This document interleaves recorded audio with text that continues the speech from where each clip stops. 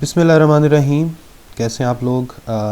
आज हम BSc third year का हमारा जो मैकेनिक्स का चैप्टर चल रहा था, पार्टिकल डायनामिक्स, उसके हम कुछ सैम्पल प्रॉब्लम्स करेंगे जो हैलिडे रेज़निक क्रेन में है। तकरीबन 4 सैम्पल प्रॉब्लम्स हम आज करेंगे। तो चलें लेक्चर को कैरी ऑन करते हैं।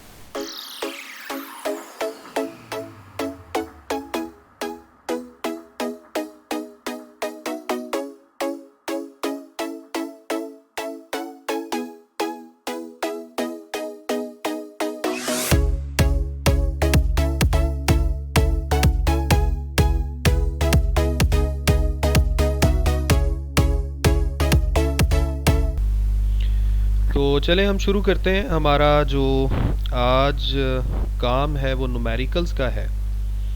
इजी न्यूमेरिकल्स हैं। ये रेज़निक क्रेन की बुक में जो सैम्पल प्रॉब्लम्स हैं वो हैं। और इसमें सबसे पहला जो प्रॉब्लम है ये है जी, वो कह रहा है कि एक ब्लॉक है जो रेस्ट पर है, मूव नहीं कर रहा। कहाँ पे है जी ये? On an incline plane making an angle theta. एक इंक्लाइन प्लेन पर है और एक एंगल थीटा बना रहा है। As the angle of incline is raised, वो कह रहे हैं जैसे जैसे हम उस स्लोप को बढ़ाते जाते हैं, एंगल को बढ़ाते जाते हैं, it is found that slipping just start या begins at an angle of 15 degree. यानी अगर हम इसको 15 डिग्री से थोड़ा सा ही ज़्यादा करने की कोशिश करेंगे तो वो जो ऊपर पड़ा हुआ ब्लॉक है वो स्लिप करके नीचे आना शुरू कर देगा। What is the coefficient of static friction? Mu S की वैल्यू उसने पूछी है between the block and incline plane. तो इसमें हम एक छोटी सी डायग्राम बना लेते हैं। फर्ज करें ये इंक्लाइन प्लेन है और ज़मीन के साथ इसका जो एंगल है वो है थीटा। इसके ऊपर पड़ा हुआ है ब्लॉक इस तरह से। ब्लॉक का मास है m। मैंने आपको बताया था कि कोई भी ऑब्जेक्ट जब भी किसी भी सरफेस के ऊपर पड़ा होता है तो उस सरफेस का एक नॉर्मल रिएक्शन फोर्स ज़रूर होती है जो उस सरफेस के साथ 90 के एंगल पे होती है। इसे मैं कैपिटल N का नाम दे देता हूँ और ये इंक्लाइन प्लेन के साथ 90 के एंगल पर है। अच्छा, दूसरी बात ये उसने हमें अभी अभी बताया कि अगर हम इंक्लाइन प्लेन को थोड़ा ऊपर करते जाते हैं तो एक ख़ास एंगल पे आके ये जो ब्लॉक है ये नीचे स्लिप करना शुरू कर देता है। तो आपने उस कंडीशन को यूज़ करते हुए कोफिशिएंट ऑफ स्टैटिक फ्रिक्शन की वैल्यू निकालनी है, म्यू एस। ये हमने बताना है। तो फ़र्ज़ करें जिस एंगल पर स्लिपिंग जस्ट स्टार्ट होती है उसे थीटा एस का नाम दे दिया, जो उसने भी बताया है 15 डिग्री।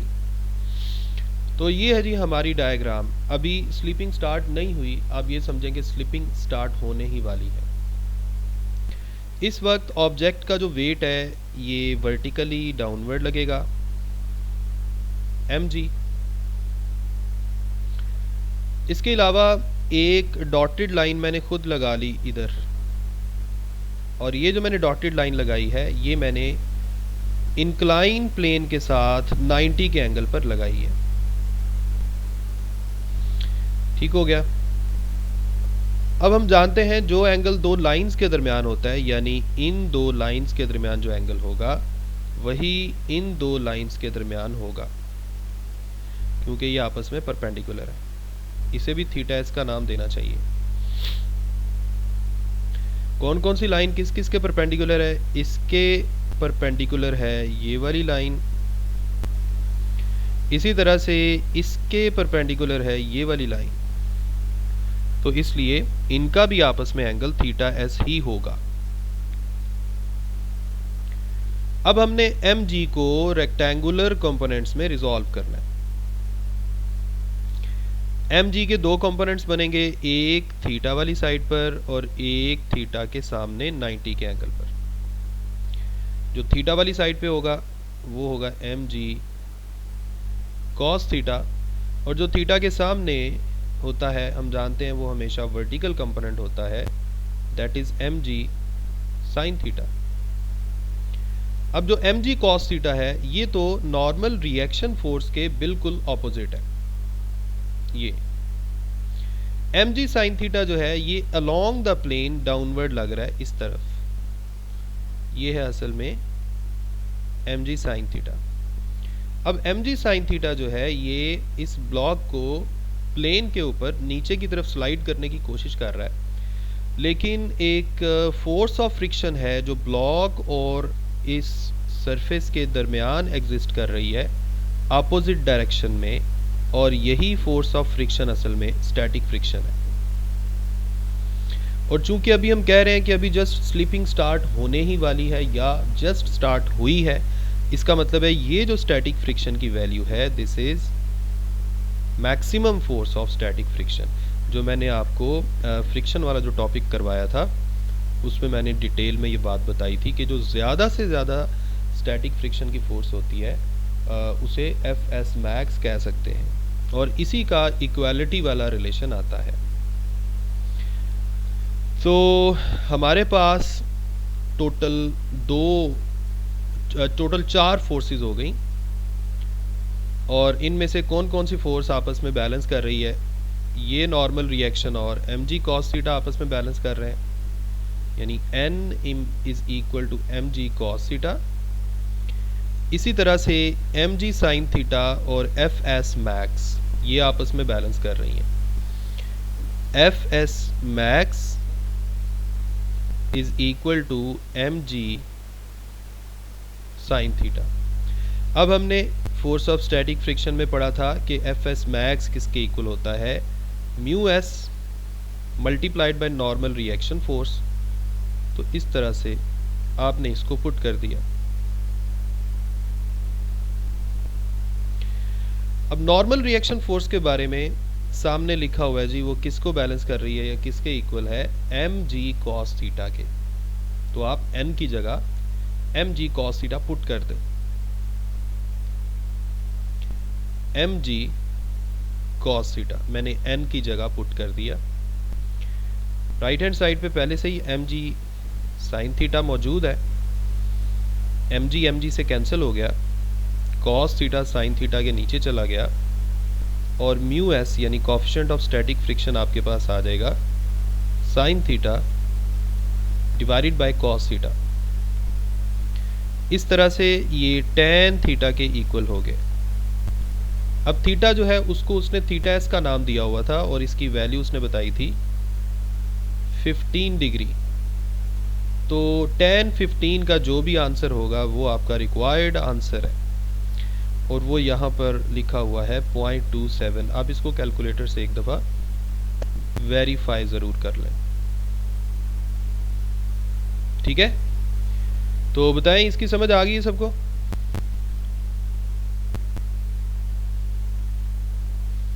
ये न्यूमेरिकल शुरू हो रहा है यहाँ से। जी बता दें ज़रा एक दफ़ा।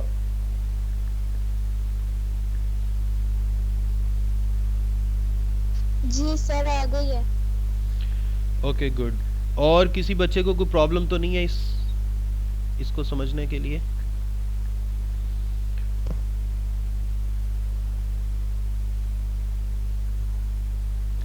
ओके चले हम नेक्स्ट न्यूमेरिकल देखते हैं।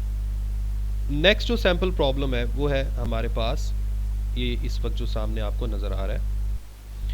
इसमें वो कह रहा है जी, consider an automobile moving along a straight horizontal road with a velocity v naught with the velocity v naught. If coefficient of static friction यानी mu s between the tires and the road is mu s, what is the shortest distance in which automobile can be stopped?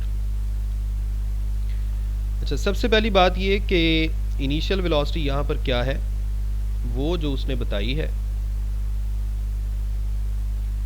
इसको उसने v not का नाम दिया हुआ है। Final velocity की जगह आएगा 0 क्योंकि हमने ऑटोमोबाइल को स्टॉप करना है, और इसके अलावा कुछ नहीं बताया उसने। डिस्टेंस उसने पूछा है कि कितने फासले तक ऑटोमोबाइल रुक जाएगी। यानी कितना मूव करेगी रुकने से पहले। जैसे आप जानते हैं कि जब हम ब्रेक अप्लाई करते हैं तो रुकते हुए थोड़ा सा डिस्टेंस कवर हो जाता है, तो उसने वो वाला डिस्टेंस पूछा है।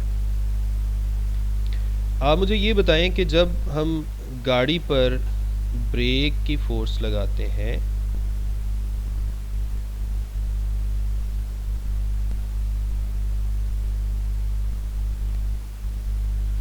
जी, जब हम ब्रेक की फोर्स लगा रहे होते हैं असल में हम क्या कर रहे होते हैं, देखें गाड़ी अगर आगे जा रही है तो आगे जाते हुए उसके व्हील इस तरफ घूम रहे हैं ना, क्लॉकवाइज। व्हील के घूमने की वजह से आगे जाने के लिए जो इंजन की वजह से फोर्स लग रही है वो पीछे की तरफ लगती है, और जो फ्रिक्शन है वो इसको आगे की तरफ लेकर जाती है। लेकिन अब हम उल्टा काम कर रहे हैं, अब हम व्हील को रोक रहे हैं। पहले हम इंजन की वजह से एक्सेलरेटर पे हम प्रेशर डालते हैं, जिसकी वजह से व्हील जो है वो इस तरह से घूमते हैं कि वो रोड के ऊपर बैकवर्ड डायरेक्शन में फोर्स लगाएं। लेकिन अब हम व्हील्स को ही रोकना चाहते हैं, इसका मतलब है अब हम ऑपोजिट डायरेक्शन में फोर्स लगा रहे हैं, उल्टा काम कर रहे हैं।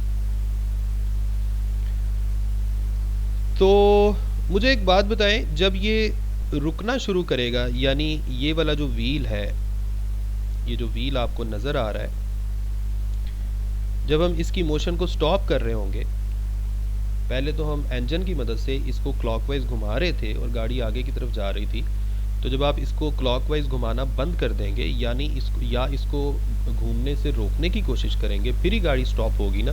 तो हमने गाड़ी को स्टॉप करना है, तो इसको रोकने के लिए हमें क्या करना पड़ेगा, ब्रेक अप्लाई करनी पड़ेगी। ब्रेक अप्लाई करेंगे तो वो जो ब्रेक शू होते हैं वो गाड़ी के व्हील के साथ लग जाएंगे, उसके ड्रम के साथ, तो फिर गाड़ी का व्हील जो है वो रुकना शुरू हो जाएगा। लेकिन जब व्हील रुक रहा होगा तो गाड़ी का इनर्शिया जो है उसकी कोशिश है कि गाड़ी आगे जाती जाए, लेकिन व्हील जो है अब वो रुकने की कोशिश कर रहा है। तो रिजल्टेंट इफेक्ट ये आएगा कि गाड़ी का जो व्हील है वो रोड के साथ स्लाइड करने की कोशिश करेगा, और उसको स्लाइडिंग से रोकने के लिए कौन सी फोर्स यहाँ पर अमल दखल करेगी, फ्रिक्शन की फोर्स। और अब जो फ्रिक्शन की फोर्स की डायरेक्शन है वो बैकवर्ड होगी, क्योंकि गाड़ी का व्हील स्लाइड करके आगे जाना चाहता है ना, आगे गाड़ी आगे जा रही है ना। तो अब जो फ्रिक्शन लगेगी रोड और टायर के दरमियान, उसकी डायरेक्शन बैकवर्ड होगी।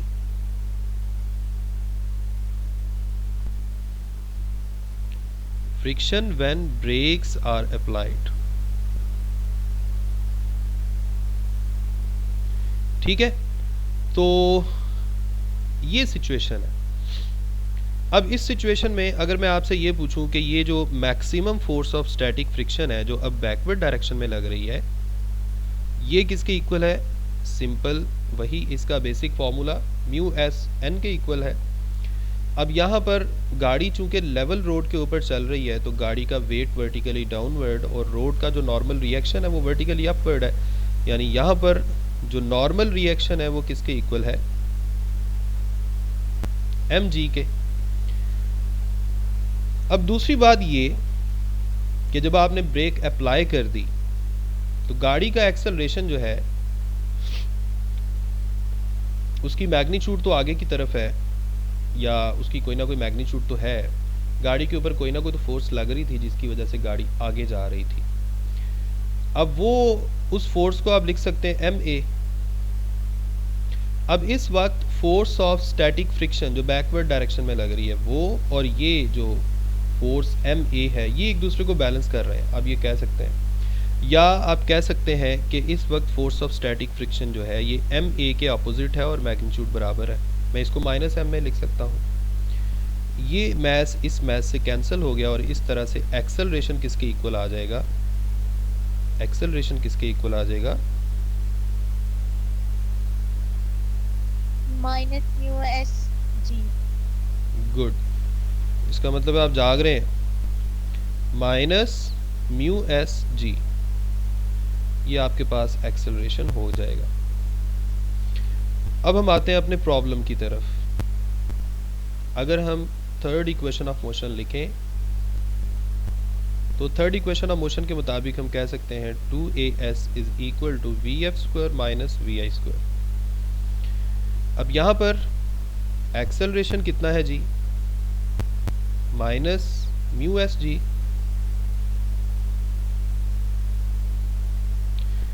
Minus mu S G. Final velocity 0, initial को उसने v0 का नाम दिया हुआ है। ये बन जाएगा -2 mu S into G is equal to minus v0²। हमने चूंकि म्यू एस निकालना है तो म्यू एस किसके इक्वल आ जाएगा, यही उसने पूछा था मेरा ख्याल है, ये कैंसिल हो जाएंगे, v0² डिवाइडेड बाई 2g। ये आपके पास म्यू एस आ जाएगा। सॉरी, डिस्टेंस निकालना था। हाँ, डिस्टेंस तो हमने यहाँ लिखा ही नहीं भाई, क्या हो गया सर आपने ये, हाँ ये डिस्टेंस मिस हो गया था, ये डिस्टेंस आ गया और हमने डिस्टेंस निकालना था। डिस्टेंस आपके पास आ जाएगा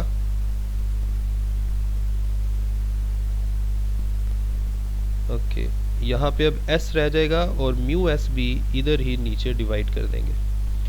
तो ये था आपका आंसर। तो देखें, पहले हमने फ्रिक्शन के कॉन्सेप्ट को यूज़ करते हुए एक्सेलरेशन ऑफ कार का फॉर्मूला बनाया, उसको बाद में थर्ड इक्वेशन ऑफ मोशन में पुट किया और डिस्टेंस की वैल्यू आ गई जी। इसके बाद है प्रॉब्लम नंबर 3। प्रॉब्लम नंबर 3 में वो कह रहा है जी कि हम देखते हैं, पहले स्टेटमेंट को एक दफ़ा देख लेते हैं जी। इसमें वो कह रहा है कि एक कार है जो मूव कर रही है और उसकी वेलोसिटी कितनी है, 105 kilometre per hour. A driver suddenly begins to apply the brakes but does so with increasing force। यानी वो ड्राइवर जो है वो थोड़ा डरा हुआ है, नया नया उसने सीखा है गाड़ी चलानी, और वो आहिस्ता, वो एकदम उसने ना आहिस्ता आहिस्ता वो फोर्स को बढ़ा दिया है। बल्कि नहीं, ये इस तरह का काम तो अक्लमंद ड्राइवर करते हैं। नहीं नहीं, ये ड्राइवर अक्लमंद है भाई। इसने क्या किया जी, फोर्स को आहिस्ता आहिस्ता बढ़ा दिया, स्लो करके उसने ब्रेक की जो अप्लाइड फोर्स है वो बढ़ाई। तो ज़ाहिर बात है इसकी वजह से जो डिसेलरेशन है या नेगेटिव एक्सेलरेशन है वो भी टाइम के साथ साथ इंक्रीज करेगा।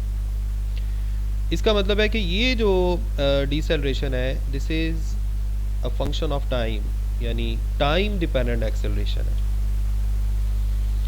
आपने पढ़े थे ना टाइम डिपेंडेंट एक्सेलरेशन, ये आ गया। वो कह रहे हैं जी ये जो टाइम डिपेंडेंट एक्सेलरेशन है ये c इंटू टी के इक्वल है, और c एक कांस्टेंट है और उस कांस्टेंट की वैल्यू भी उसने बता दी है। दो चीज़ें उसने पूछी हैं, how much time passes before car comes to rest, और दूसरी चीज़ उसने पूछी है हाउ फार, यानी वो कितना डिस्टेंस कवर करेगा। एक उसने पूछा है टाइम, दूसरा उसने पूछा है डिस्टेंस।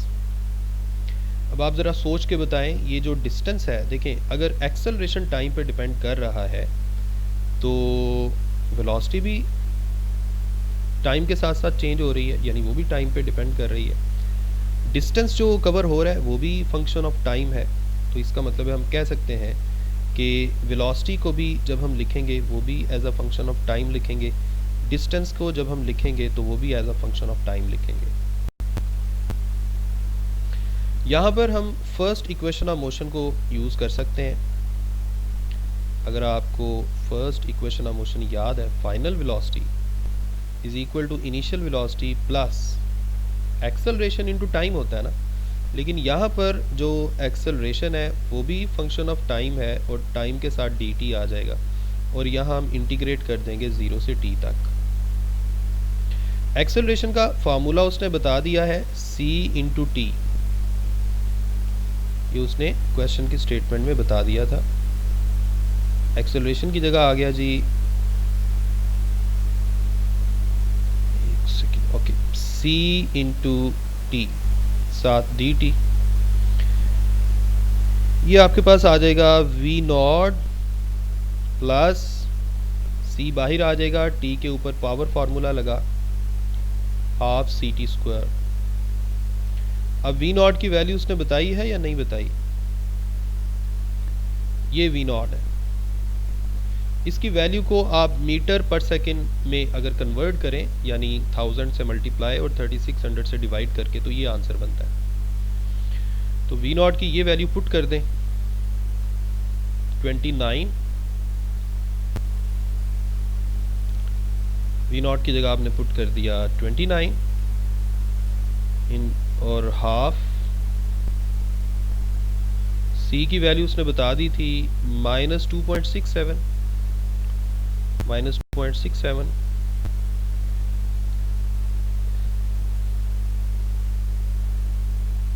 फाइनल वेलोसिटी जो है, गाड़ी को रोकना है ना, ब्रेक लगा के रोकना है उसे, ठीक है। तो इसका मतलब है फाइनल वेलोसिटी की जगह 0 लिखेंगे लेफ्ट हैंड साइड पे, यहाँ पे। तो आपके पास कुछ ऐसा आ जाएगा। यहाँ t² भी था, इसको बहरहाल आप सिंप्लीफाई कर लेंगे। ये उधर जाके माइनस में हो जाएगा, वो नेगेटिव साइन इस नेगेटिव से कैंसिल हो जाएगा। बाद में आप इसको सिंपल कैलकुलेट कर लें, टाइम का आंसर आ जाएगा कोई ना कोई स्क्वायर रूट में। कर लेंगे जी, हो जाएगा आपसे? जी सर, कर लेंगे। और टाइम का यहाँ आंसर जो लिखा हुआ है वो है 4.68। आप इसको फिर भी वेरीफाई ज़रूर करें खुद करके। इसके बाद है डिस्टेंस आपने निकालना था। जी क्या कह रहे हैं?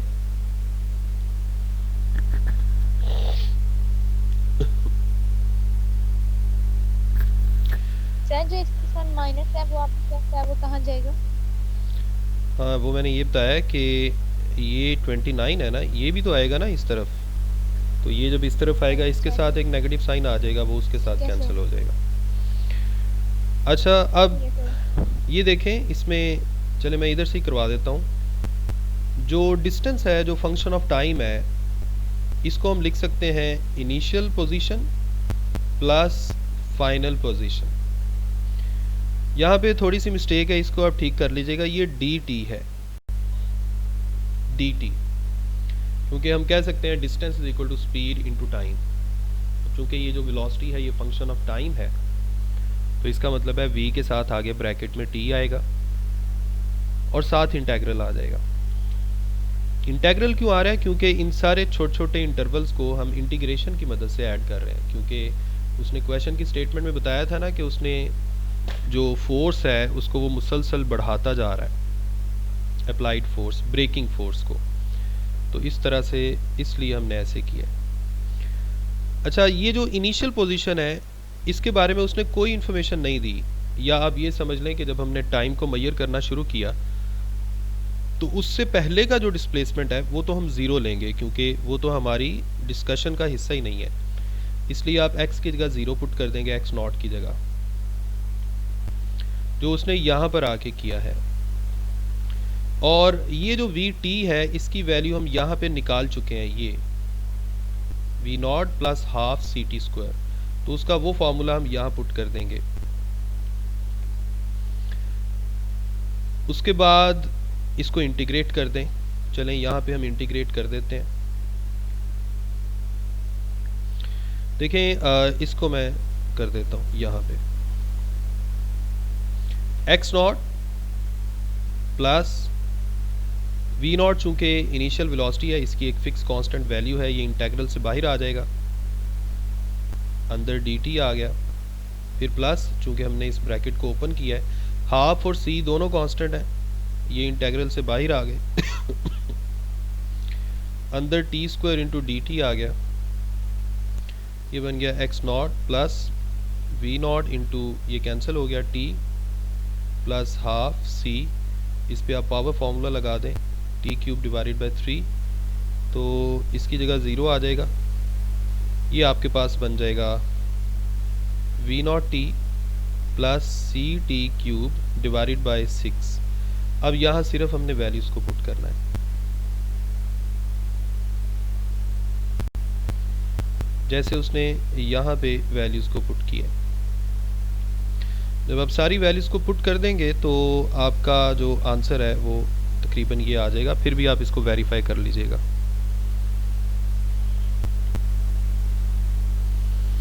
ठीक है जी, ये थर्ड प्रॉब्लम था जो अभी अभी हमने किया है। इसके बारे में अगर किसी को कोई कन्फ्यूजन है तो मुझसे पूछ सकता है।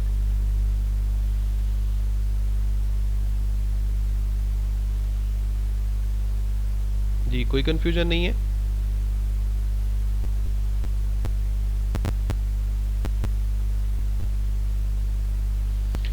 कोई कन्फ्यूजन नहीं है?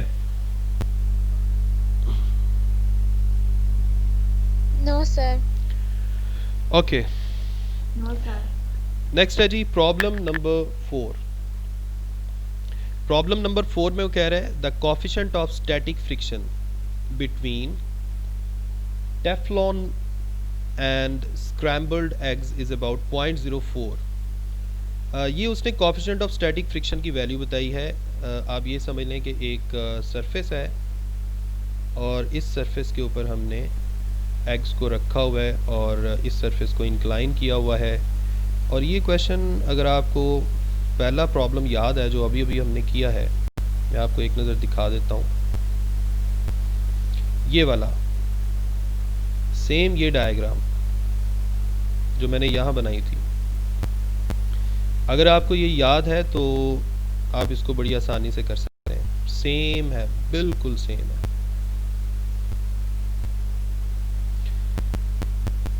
पूछा उसने क्या है, what is the smallest angle, angle के बारे में पूछ रहा है, from the horizontal that will cause the eggs to slide across the bottom of a Teflon coated skillet. पता नहीं अब ये क्या चीज़ है। एनीवेज, उसने पूछा जी आपने एंगल बताना है। अच्छा, ये यहाँ पर इसने बड़ा शॉर्ट करके किया हुआ है। आपने ऐसे नहीं करना, आपने पूरा उसी तरह करना है जिस तरह फर्स्ट सैंपल प्रॉब्लम हमने किया है। मैं जल्दी जल्दी डायग्राम बनाता हूँ। इसका वेट क्या होगा, mg vertically downward, normal reaction force इस तरफ, ये वाली लाइन हमने खुद लगाई, ये एंगल भी थीटा ही होगा।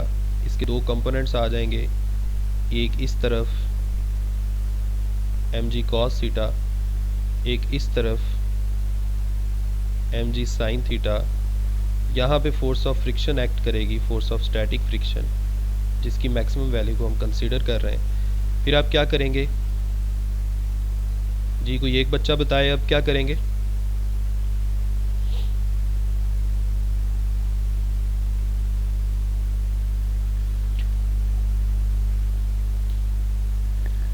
जी अब क्या करेंगे भाई? पर वेट हो जाएगा n is equal mg cos theta. ये दोनों इक्वल Yes. हो जाएंगे और ये दोनों इक्वल हो जाएंगे। n इज मेरे ख्याल इक्वल से टू, लीव कर देना चाहिए, फिर खत्म हो। क्या ये कौन है,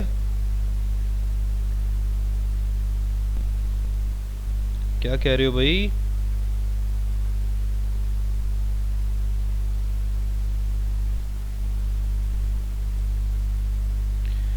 mg cos theta mg sin theta इस तरह आ गया।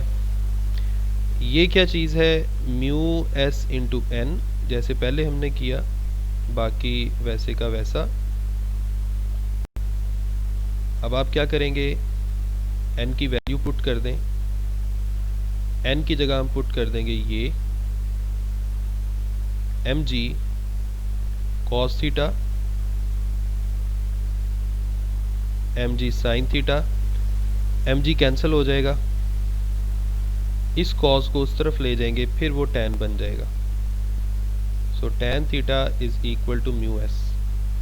तो उसने अब एंगल पूछा था, तो एंगल किसके इक्वल आ जाएगा, tan inverse mu S. Mu S की वैल्यू जो उसने बताई है वो आप यूज़ कर लें। उसने वैल्यू बताई थी 0.04, तो इसकी जगह आप लिख लेंगे 0.04। तो इसका आंसर आ जाएगा आपके पास जो यहाँ पे उसने लिखा हुआ है 2.3 डिग्री। ठीक है जी, ये 4 काफ़ी हैं आज के लिए सैम्पल प्रॉब्लम्स। इनकी अब आप घर में प्रैक्टिस करें, ठीक है? ठीक है सर। ओके।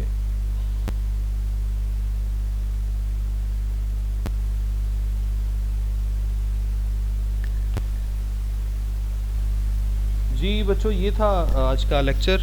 मैं उम्मीद करता हूँ कि आपको इसमें कोई कन्फ्यूज़न नहीं होगी, लेकिन अगर फिर भी कोई प्रॉब्लम हो तो आप मुझे ज़रूर बताइएगा। नेक्स्ट लेक्चर तक अपना ख्याल रखें, मुझे अपनी दुआओं में याद रखें। अल्लाह हाफिज़।